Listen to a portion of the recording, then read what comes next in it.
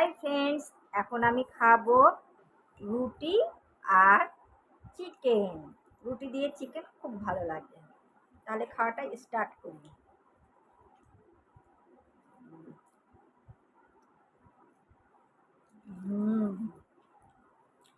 chicken